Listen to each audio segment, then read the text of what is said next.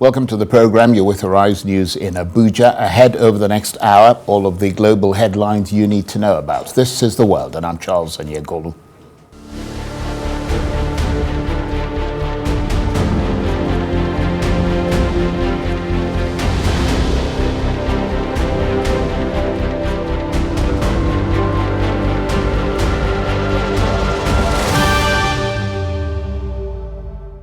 Our top stories at this hour. Victims of the late sex offender Jeffrey Epstein have welcomed the U.S. Congress passing legislation to force publication of documents in the criminal investigation into his trafficking network. Both houses voted overwhelmingly for the Epstein files to be released. Now it goes to President Trump's desk for his approval. The issue has thrown the governing Republican Party into turmoil. Meanwhile, the de facto leader of Saudi Arabia, Mohammed bin Salman, has received a presidential defense in the Oval Office over the killing of the journalist Jamal Khashoggi by Saudi agents in 2018. We have analysis. And in one of their deadliest attacks on western Ukraine since the war began, Russian strikes on apartment blocks killed 25 people and wound dozens more. We have an assessment. Plus, global experts warn that ultra-processed foods have created a pandemic of chronic diseases such as cancer, heart disease, and diabetes.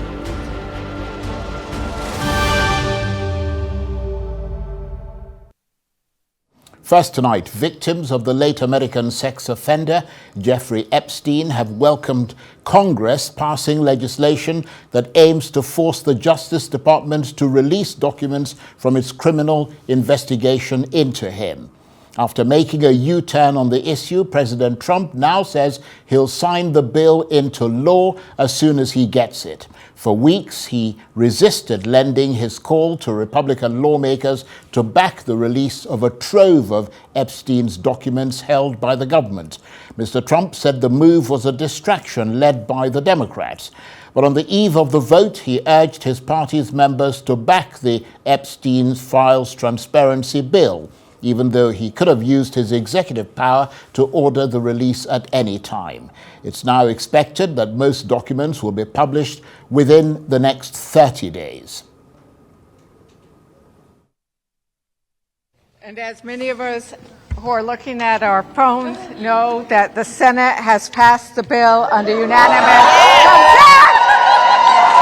consent. It was the women survivors who are here with us tonight who passed this bill because it was their bravery, it was their pain, and it was their light that shone through the darkness that passed this bill today. And so I am thinking about so many women as I am here today. And most of all, I am thinking, it's all right, about Virginia Roberts Giuffre. We would not be here without her. There is no doubt in my mind about that. We'll have more on that story in a moment. But first, President Trump has defended the Saudi crown prince over the killing of the journalist Jamal Khashoggi by Saudi agents at the kingdom's Istanbul consulate 7 years ago. Responding to a journalist's question during a briefing at the Oval Office, Mr. Trump said Mr. Khashoggi was extremely controversial and was not liked by a lot of people. He said the Crown Prince knew nothing about the killing. The president's comments contradict a U.S. intelligence finding that Mohammed bin Salman approved the murder. The Crown Prince, who's making his first visit to Washington since the killing, has always denied involvement. Is it appropriate, Mr. President, for your family to be doing business in Saudi Arabia while you're president? Is that a conflict of interest? And Your Royal Highness, the U.S. intelligence concluded that you orchestrated the brutal murder of a journalist. 9/11 families are furious that you are here in the Oval Office. Why should Americans trust you? And the same to you, Mr. President. Now, who are you with? I'm with ABC News, sir. You're with who? ABC News, sir. Fake news. ABC fake news. One of the But the worst. question is One of the legitimate, worst sir. in the business. But I'll answer your question. Thank you. I have nothing to do with the family business. I have left, and when I've devoted 100% of my energy. What my family does is fine. They do business all over. They've done very little with Saudi Arabia, actually. I'm sure they could do a lot. As far as this gentleman is concerned, he's done a phenomenal job. You're mentioning somebody that was extremely controversial. A lot of people didn't like that gentleman that you're talking about. Whether you like him or didn't like him, things happen. But he knew nothing about it, and we can leave it at that. You don't have to embarrass our guest by asking a question like that. Okay, since you asked, Mr. President, please, you allow me to answer. You know, I feel painful about, the families of 9/11 in America, but, we have to focus on reality. Reality based on CIA documents and based on a lot of documents that Osama bin Laden, he used Saudi people in that event for one main purpose, is to destroy this relation, to destroy the American-Saudi relation. That's the purpose of 9/11. About the journalists, it's really painful to hear, anyone that been losing his life for, no real purpose or not in a legal way, and it's been painful for us in Saudi Arabia. We've did all the right steps of investigation, etc., in Saudi Arabia, and we've improved our system to be sure that nothing happened like that, and it's painful and it's a huge mistake, and we are doing our best that this doesn't happen again. Crown Prince Mohammed bin Salman, and before him President Trump. Well, for more on these stories, our special correspondent James Blue joins me now on the line from Paris, France. James, good to see you again. We're going to get to the Crown Prince's visit to the White House in a moment. But first, let's start with Jeffrey Epstein. Remind us about the questions that people want answered by these Epstein files, because there's Donald Trump, but this isn't just an issue about Trump, is it? There's all sorts of questions as to who is linked to Mr. Epstein. Yes, thank you, Charles. Glad to be here. The big issue with the Epstein files is they are turning over the FBI documents, the investigative documents, and all the materials related to the investigation into a known convicted child sex molester and a child sex trafficker. And so the idea is to figure out who else was he connected with, which Democrats, which Republicans, which public officials, which business leaders. Epstein had a way of sort of getting himself into really, really interesting places and developing relationships with interesting people. And because of that, there's a real curiosity. Did President Trump do more than he said he's done with Epstein and the people in Epstein's circle? And so the real attempt is to try to figure out who is in the circle, what do they do, what do they know, when do they know it, and sort of how can things move on. This is the argument. How can things move on unless we have a full, complete picture? The problem is that these files actually have leads that prove not to be true, leads that did not get acted on. And so there's going to be a lot of information coming out, and exactly how to categorize fact versus fiction is going to be very, very difficult. Indeed, and you talked there, James, about moving on. Donald Trump has been posting online saying that this is all a big distraction, and it has become a big distraction, hasn't it? Would you say that it's starting to define his second term to a certain extent? Well, it's taken over recent events in Washington, and there's a reason why this is such a big deal right now. So President Trump's party, the Republican Party, did not do well in the shutdown. And then we had the midterm elections where they really, really didn't win any of the major races. The shutdown ended. And there's a real sort of sense, what is President Trump doing? What are his priorities? And what really happened, you had 4 ladies decide to go against him in the House of Representatives. And at that point, it became practically impossible for this bill not to make it to the floor and for things not to go forward. And so it was at that point when President Trump on Sunday night sent around a Truth Social message asking his people to vote for it and to get it out. What happened here, Charles, really is the first signs of what we call lame duckery, where people are beginning to understand that the president's priorities may not be their priorities. And look at the vote in the House. You had only one dissent from a Republican, and that means, at least in practical terms, the opposition to Donald Trump is starting. I mean, it really is starting, and people are going against him. He brought members of Congress to the Situation Room to try to put pressure on them.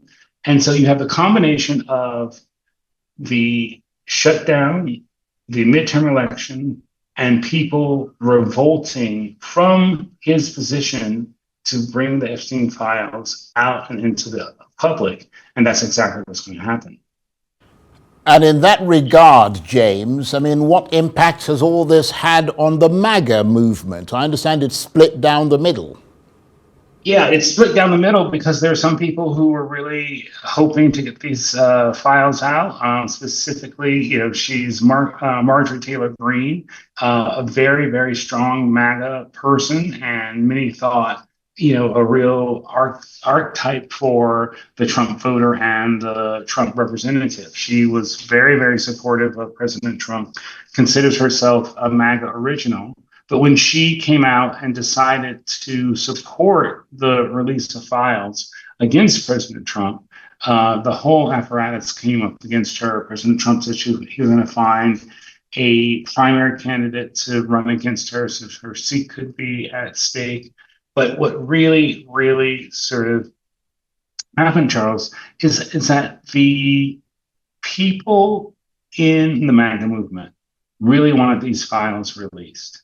And when Trump went back to the White House and decided that he did not want to release the files, it really put him in stark contrast between his base and what he wanted to do to continue not revealing everything in these papers. And so that was his calculus. It was more important to stonewall out of fear versus answering to the MAGA masses who wanted this material released for years.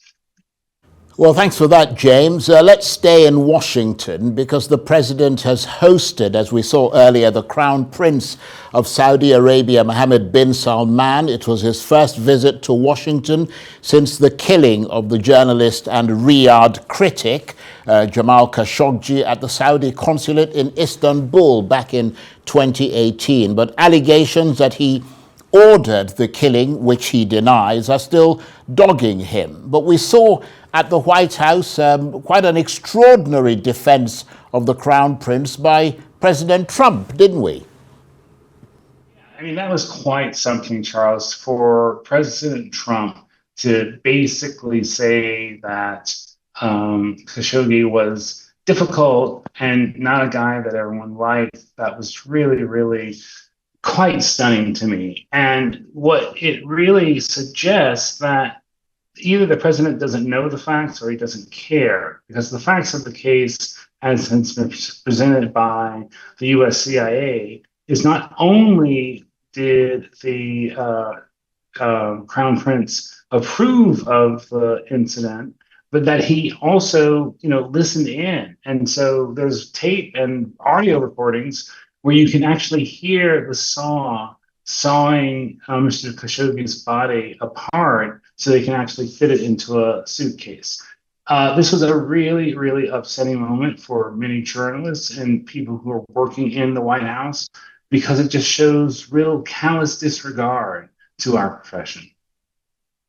So, I mean, how much of a gold-plated rehabilitation is this for a leader Washington once saw as a pariah over the murder of Mr. Khashoggi? And has Donald Trump now removed the stain from that murder? The stain from the murder has not been removed, and it will continue. The Washington Post wrote a very, very strong editorial today about the real tragedy of President Trump allowing MBS to come to the White House and for that most favorite nation status. I think the issue that we're going to have to really kind of be mindful of is what happens to the base when the materials are released. And are they going to be satisfied? Are they going to really believe that the MAGA movement has accomplished what they wanted? Or, are they going to be able to smell blood? Are they going to be able to activate on it? That's the real question. And I think for some, that is the way they're going to evaluate whether this has been effective. Well, just sticking with Jamal Khashoggi and the visit of the Crown Prince, of course, Mr. Khashoggi's murder and dismemberment sparked global outrage when it happened in 2018, didn't it? Especially after a US intelligence assessment found that the Crown Prince approved the operation that led to the killing, even though he denied any prior knowledge. And this amounts to President Trump, not for the first time, taking the word of a foreign leader over his own intelligence agencies. Doesn't it sound familiar? It's exactly what President Trump did during his first term in regards to Vladimir Putin and the sort of issue of interference with the US election. President Trump has a way of really denigrating, downsizing, and actually rejecting his national security and intelligence briefings. And he does not trust them as much as he trusts himself to kind of do the negotiations, to judge people up, to size them up, and then decide on that basis, despite all the evidence that the intelligence services have gathered, that his way is the best way, and it's the best way to make a deal. It may be the best way to make a deal, but it's certainly not the best way to honor journalists, journalism, and to really, really understand why the rule of law is so important and all of those things that he just basically sort of stepped aside and said, welcome, here are the goodies, including for the first time, fighter jets that are now only going to Israel will be coming to the United States for Saudi training on these new aircraft. So it was a real stunning moment. It's a real sad moment. Journalists have been talking about it all day.